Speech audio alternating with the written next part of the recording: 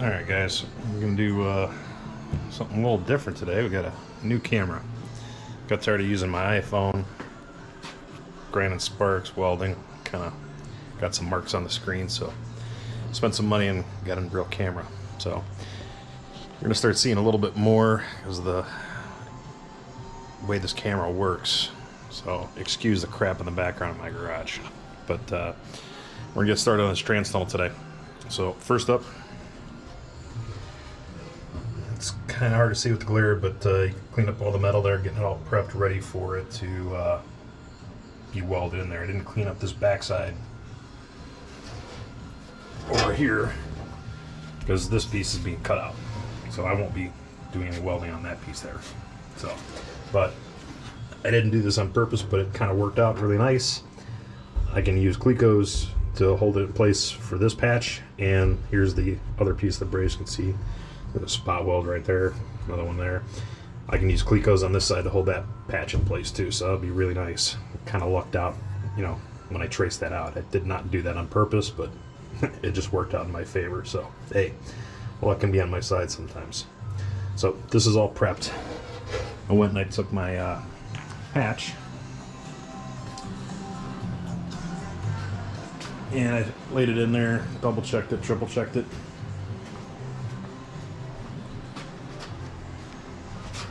And there's a template that I made in the previous video.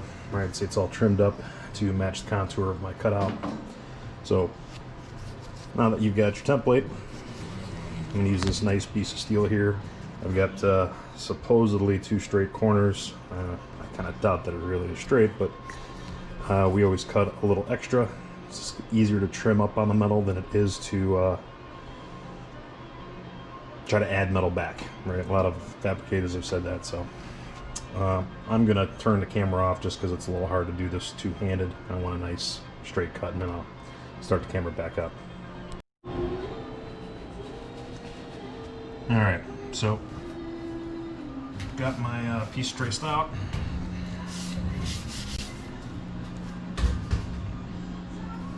I'm going to use this bench shear. It's a lot easier to cut metal this way. Gets nice precise cuts versus trying to do it with like a cutoff wheel or air saw. So bear with me as I do this. I'll speed it up so you guys don't have to watch me screw around with this.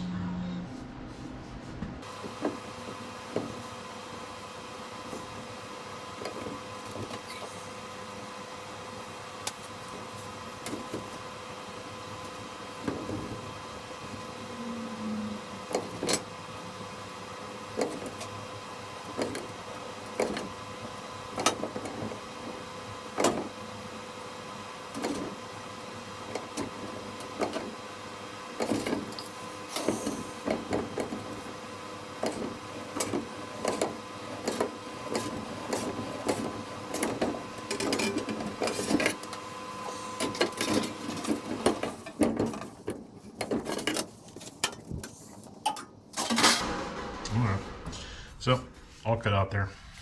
Hope you can see that. Now it's going to be shaping it up, trimming it to fit nice and perfect, and go from there.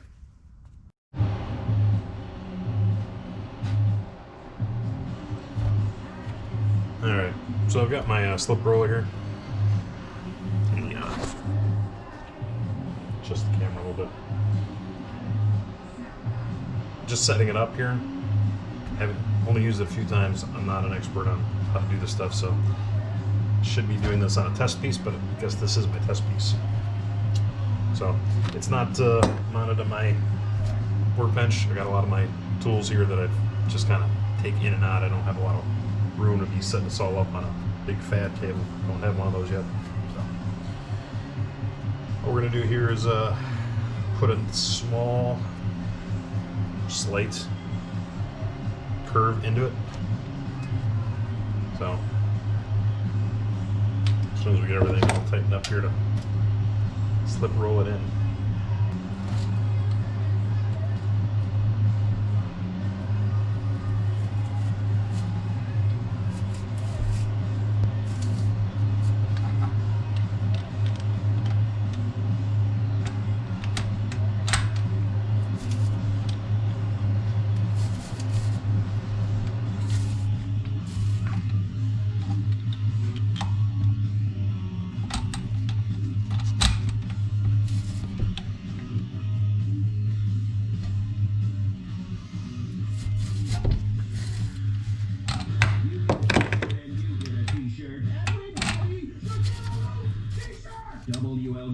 fabricatingstore.com.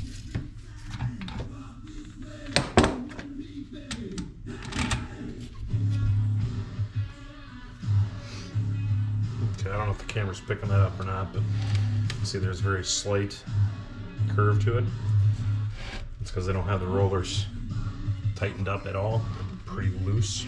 So got it all the way through. I'm going to tighten it up a little bit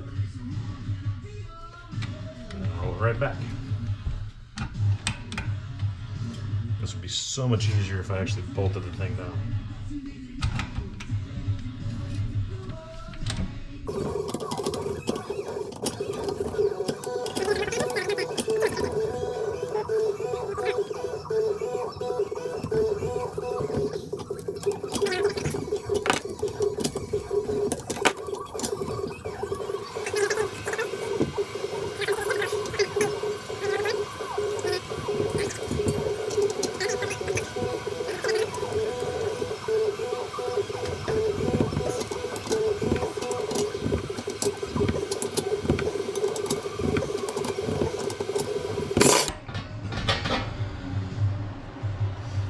See a nice curve to it. Now what I need to do is get this side to curve more than this side. This side might actually be good. So I'm gonna go just throw it up real quick, be right back.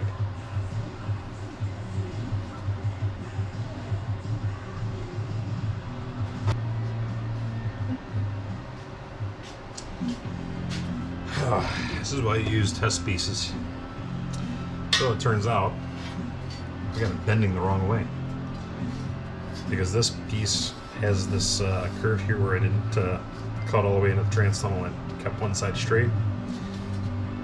This is the top of, orientation, looking at the car sideways. This is the top, that's the bottom. Unfortunately, the curve goes this way. It means that would have been the top, that would have been the bottom. Just metal. You can always fix it.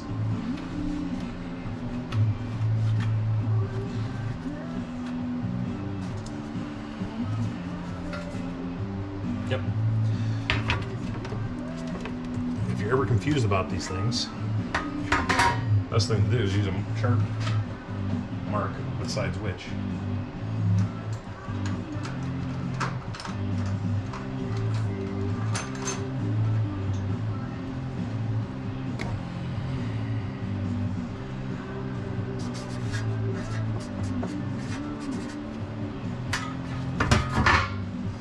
So you don't do stupid bonehead things like I just did.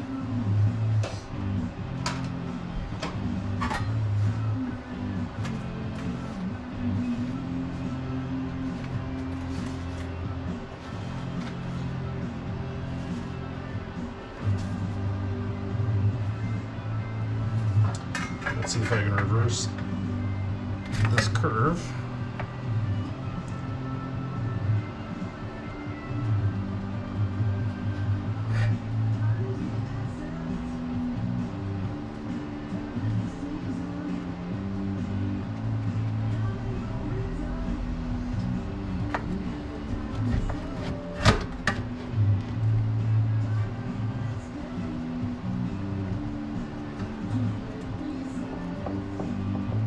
Two hours later.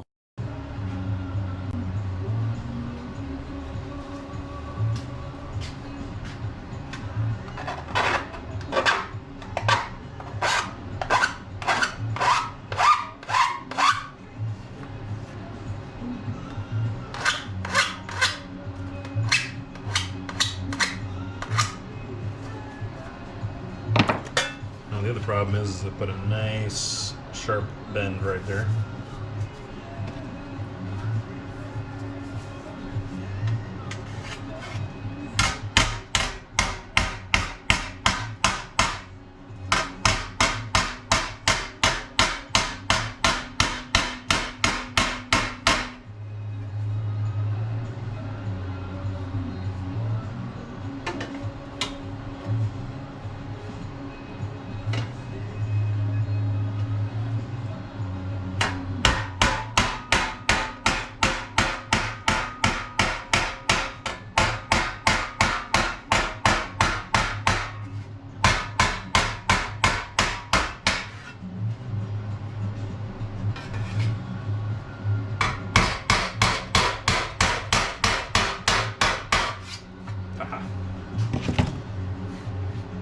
sharp bend is out. See, people think you need to like beat the shit out of steel.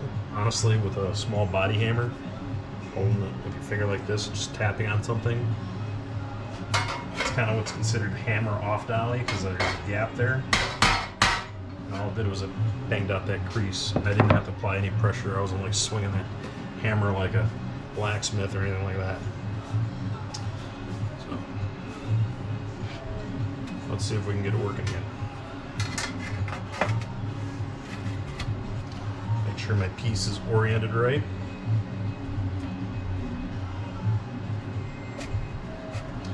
Get it in here straight so it doesn't bind up.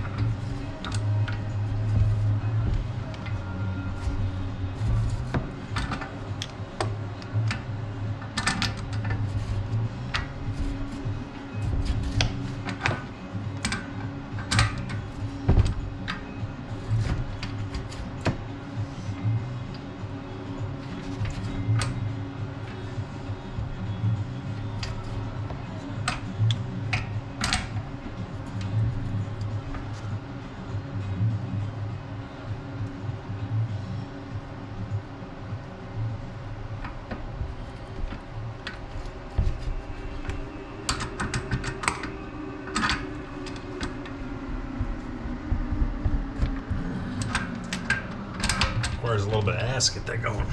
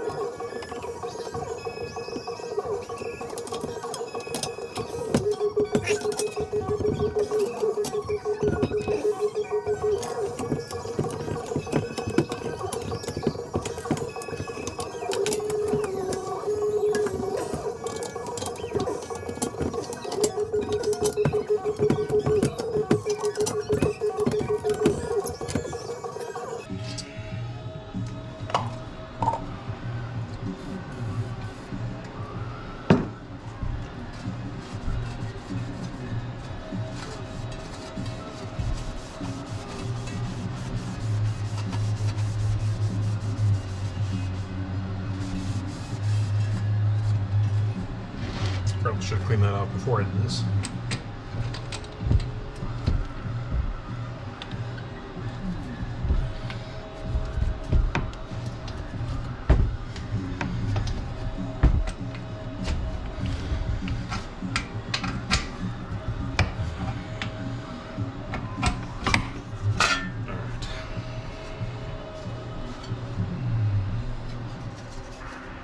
It's kind of getting there. So yeah, probably did a little too much right in here, but I can always muscle that out. So we'll test with it.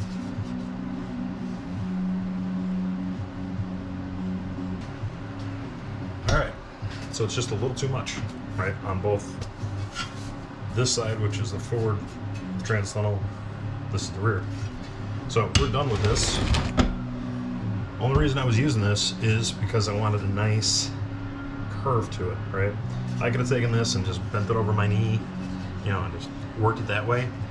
Every time I do that, I don't know if my knees are just bony or what, but I end up putting creases in it, like you saw that I was hammering out, right? Something tries to create a sharp end, and I didn't want that. I wanted it to be a nice curve. I wanted it to kind of look factory as close as possible. So now that I've gotten my nice curve, it's again tighter on this end than it is on this end.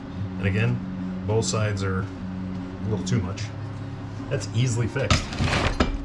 Hopefully I don't crease it. That's it, all I gotta do is flatten it out here. All right. It is a little warped right in here. I'll fix that real quick. It was like that before I started pushing on it, but I should have fixed it then. we're just going to do the same thing. I'm going to switch hammers.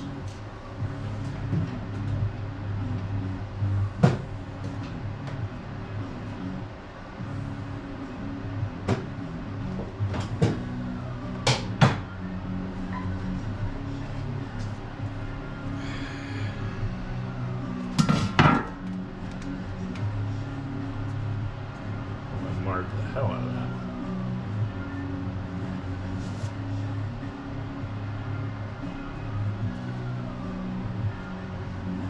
One second. When you work with your hammer and dollies, if there's nice chunks of deformed metal on either the face of the hammer or on the dolly itself, which I'm using that as a dolly, it's not exactly smooth or straight. All you do is you put defects of the metal. So every once in a while you're supposed to sand all those defects out, polish them up real nice. I do not know what the hell I was hitting with this. Yeah, I goobered it up. This is one of my more expensive body hammers. I don't know if you can pick that up on the camera. I can't see the screen at the moment, but it's nice and shiny now, and there's no rough marks. Man, I would have been putting dents and dings in this thing, whacking it with that. You kind of see like this hammer's got a little bit of defects in it. I need to polish that out as well. I'll get to it.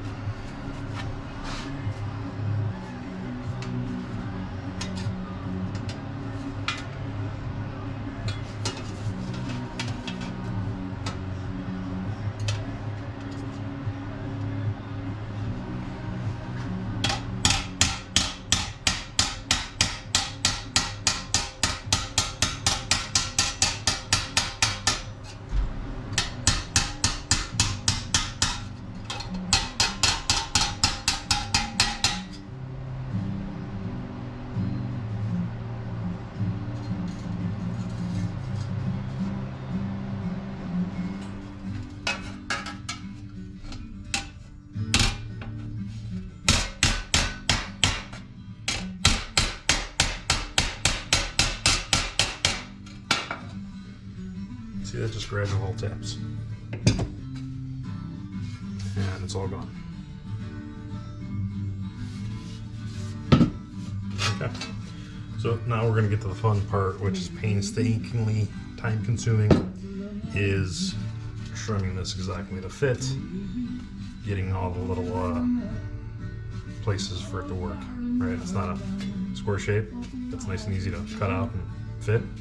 It's not only got different curves on each side, different radius over here, different radius there, but they're not exactly straight cuts on the car either. So it's going to be fun. I had to do a little bit of work here.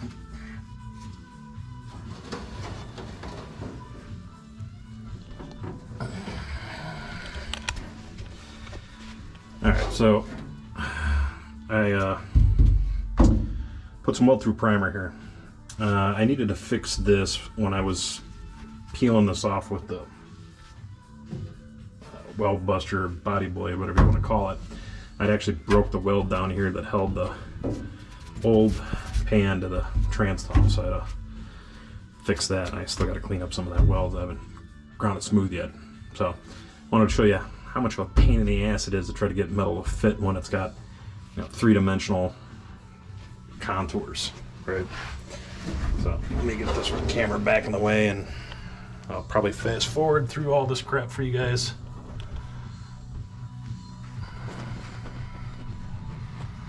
Just so you don't have to see all of it. So there's the panel again.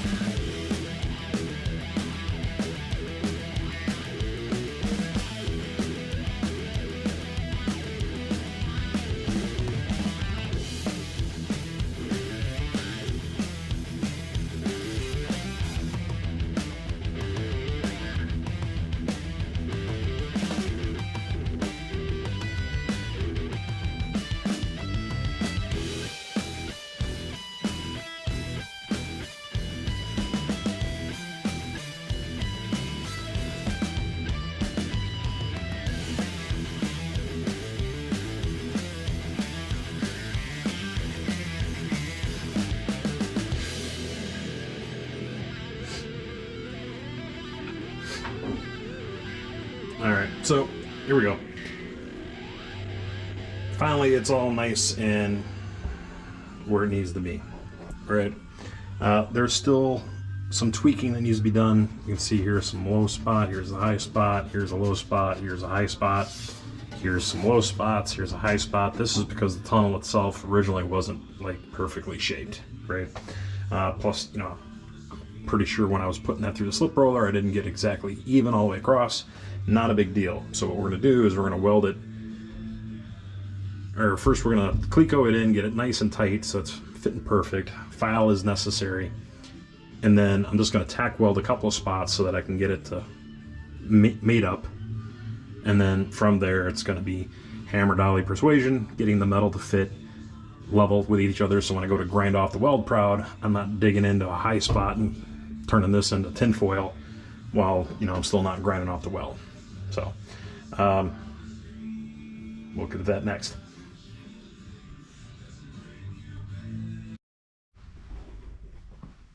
All right, we're gonna call it a day here.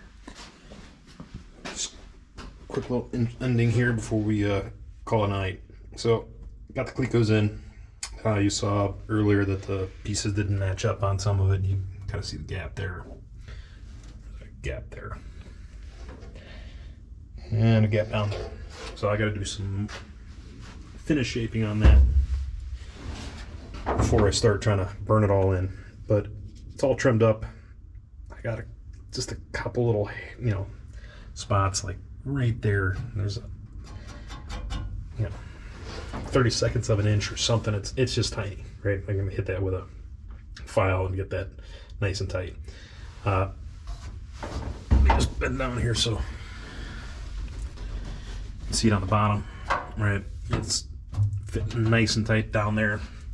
Again, I got a small piece down here I got to file down real quick before I can burn it all in. But again, I got to do some more shaping, and of course when I shape it, it's going to change how tight it is to the metal in certain places. So I'm probably going to reshape the tunnel on this piece and then shape this. Here I just need to bring this piece up higher. This piece I need to bend in a little bit more. Back here it's actually really good. It's a little low over here. I can, you know, fix that when I'm ready to put this patch in. So I'm gonna call it a day here. We'll get back to this next week. I probably won't, I'll just do this whole video all at once so you won't have two pieces.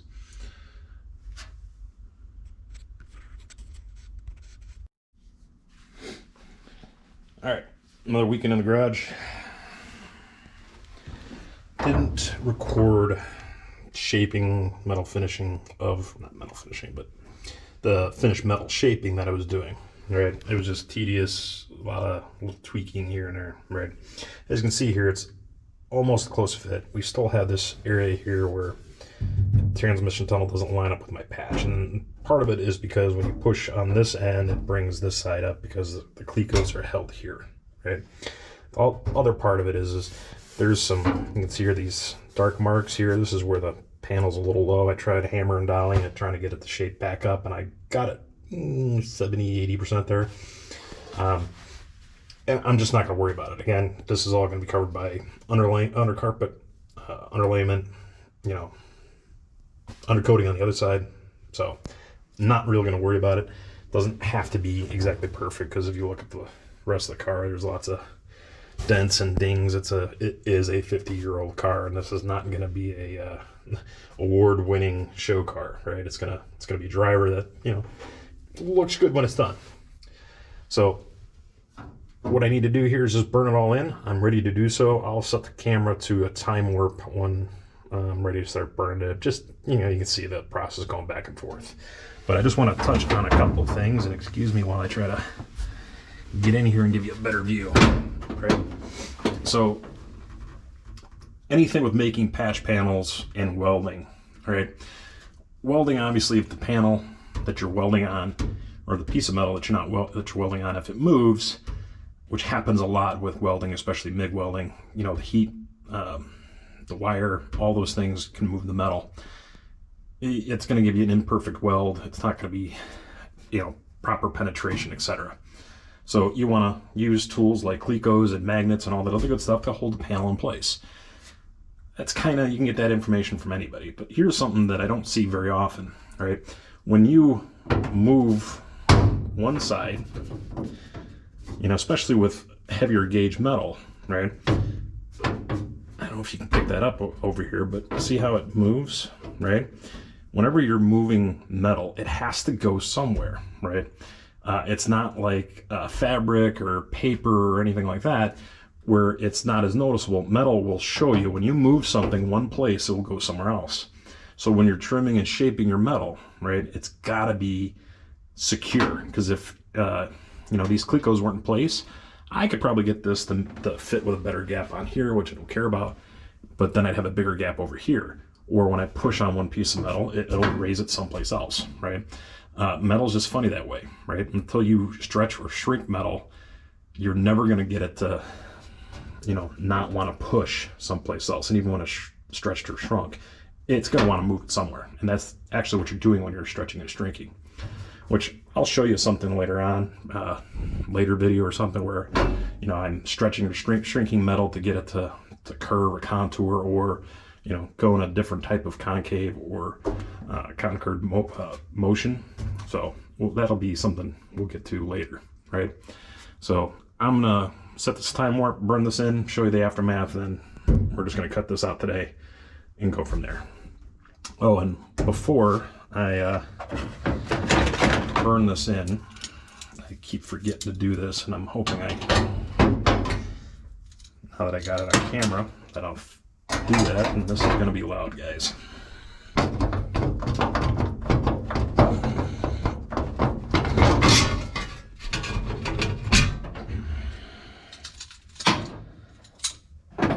I'm going to fix these little holes here in the brace. So what I'll do is I'll take a copper piece. I've got a nice magnet that'll hold tight to this, and that's actually flush on the bottom side.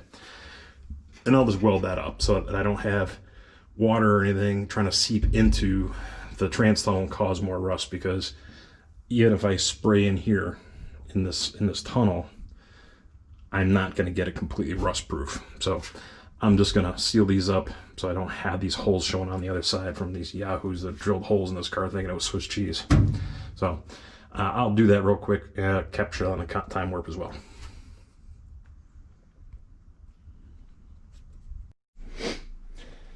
All right, well, I was going to use this tool here to try and plug these holes up, right? Whenever you're trying to weld a big gap, right, you need a lot of filler. I don't have a filler rod that large. So what you usually do is you use a copper piece. Some people use an aluminum block, and they'll, you know, do something like this. Problem is the way this magnet articulates, you can't get it to hold that real tight. See how flimsy that is, right? So what I'll do is I'll just grab a spoon. I got a couple different copper pieces. In fact, I'll show it to you here. And I'll just weld them from the backside, or hold it from the backside while I weld. So let's see here, I got this nifty little tool here. It's got a nice little curve to it. What I've also found is buying fancy tools, piece of copper pipe that I've just smashed flat. That works too. Just, you got to be careful, make sure you wear gloves, because that pipe will heat up in your hand, because I don't have any, you know, anything for the handle. So, you know, just use a piece of copper. It'll keep the weld from trying to go through, and then you have a nice booger that you got to spend, you know, 20 minutes grinding down for 20 seconds worth of welding. So I'll show you that when you can kind of see it during the time warp.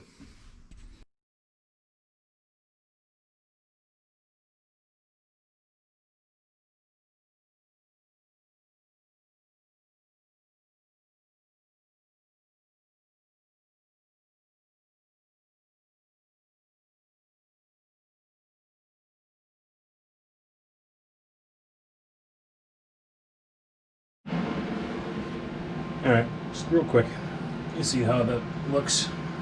All right, I'll show you on the back side. Ignore the noise from the welder, it's the fan. See here, a little bit of a booger, all right, but it's not going to be bad to grind down and get it looking smooth.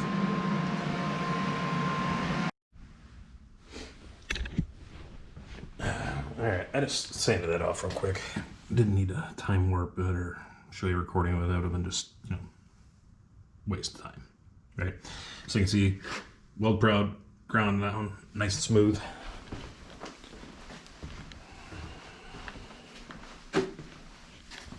Both sides, right? Didn't really make it look as nice on the inside as it did on the out. So I'm just going to top coat that real quick, let it dry, and then I'm going to start putting that patch back in and start welding.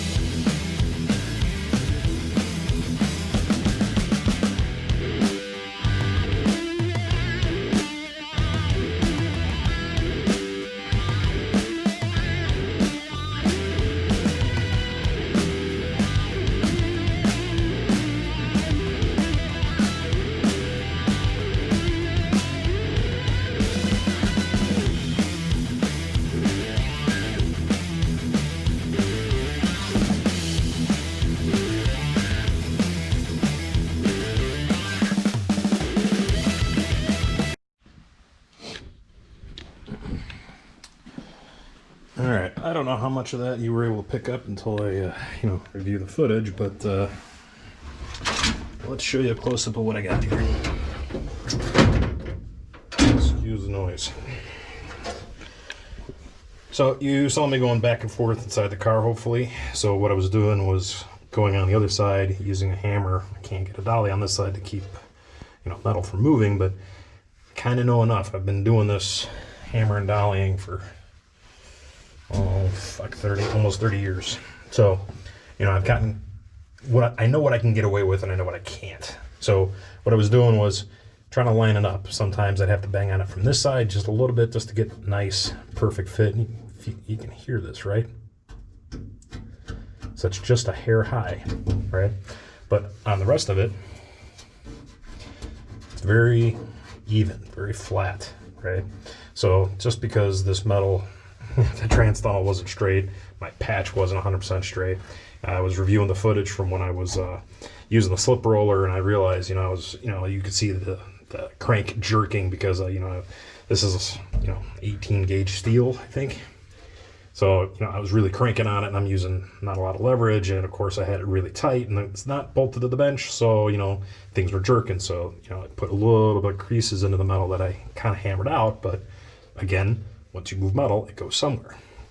So, but you know, it's nice and flush all the way around. I had to use a hammer just to go back and forth. I'll show it to you on the back side as well. And it wasn't perfect to begin with. Again, I know kind of what I can get away with. So I had a couple spots where when I started welding it up here, I wanted to start on the top, work my way down so that the metal moved, or I could move the metal to where I needed to without welding up here, welding down here, up here, down here, over here, over here. And then I can't move the metal at all without trying to move everything else around it, right? So I was just kind of welding a little bit by little bit. You can see I got decent penetration here, right? And you know, there's that one spot. And it's a little screwy, but not a big deal. Again, this is not trying to be perfect. I am not a professional. But yeah, that came out pretty good. Now I didn't finish seam welding it all the way around, right? I'll get to that a little bit later. I put enough heat into it right now, and I can touch it with my bare hands. So that means I could continue, right? But again, I know myself. I've been doing this a little bit. What I do is I start burning it in, and I get so aggressive with the welder that I start creating hot spots and then pulling the metal, shrinking it. So I'm just going to do this little bit by little bit without the camera on. This is kind of boring to watch me zip around and do this stuff, unless of course I can zoom in on the welds. That might be cool, but that's something I'll have to do later. Now, you probably didn't pick this up on the camera, but I didn't have a proper ground, and it burnt right through the metal, right? That's what happens when you don't have a good ground, and I'm really thankful that it didn't zap me, it zapped the car. So, I now have to fix those two little pinholes where the metal just kind of burnt through from the arc. And then, of course, later when I get past this patch back here, I got to come back in here and I got to get this to shrink a little bit. I'll have a shrinker hammer that I'll, smash up against this. This will act as my dolly. Get it to fit nice and tight. I can already do the spot welds on the corners and then smash it in a little bit down here. I'm not going to worry about that until I get this out of the way. So, there is patch panel fabrication replacement 101, right? Without using a factory patch, right? If you have questions, throw them down in the comments. I don't try to pimp my channel. I do this as more of a video log for myself and for anybody that, kind of wants to know how to do this stuff. I've had a couple people ask me questions like, hey man, you seem you know what you're doing. And I'm like, yeah, I kind of know what I'm doing, but I know more than the average person who's never done this before. Don't be scared about this stuff, guys. This is not hard work. It's just time consuming and you have to have patience. But that's the whole purpose of this channel, is so that I can teach other people how to do this stuff, right? I got lots of people asking me to, hey, fix my car, cut off these rusty patches and, weld in new stuff, or paint my car, all this other stuff. And it's like, I don't want to do that, right? I want to work on my own stuff. This is fun for me. This is more fun than driving the car sometimes, right? So this is what I enjoy. And if I can teach somebody stuff, it makes me feel good. So I hope people are learning something from here. What I'll do in some future videos, because I've had some questions already, I'll show you kind of my garage setup, what tools I have, stuff that I've accumulated over the year. That'll probably be a whole video in itself. I'm also going to create a video and talk about some of the other YouTubers where I spend a lot of time doing research and watching, like how to be a better welder or a better fabricator, or hey, how do I make this really intricate patch or something. Everything that I've learned, it's either through trial and error and just royally screwing it up myself and then learning how to unfuck it, or from watching somebody else that is an expert or somebody that has been in the field 20, 30 years that knows what the hell they're doing, and kind of giving those little tips and insight. And then I find it's cool, and then excites me to get back in the garage and try it. Can I replicate what that guy that knows what he's doing does? So, again, that's what this channel is all about. It's a video log for me so that I know what the hell I'm doing. And then, of course, if anybody wants to follow along and learn from it, hey, hopefully you do better than I do, because I screw up 90% of the time. And to me, that's great learning material. You screw up, and then you learn how to unfuck it and how to do better job the next time, right? So, all right, guys, that'll wrap up this video. probably will do the tool video next, because I've had, like I said, quite a few people that kind of, you know, asked about my garage setup and, you know, what I've got going on here in the garage, and you're going to see, you know, see some stuff, and hardly any of it is super expensive. So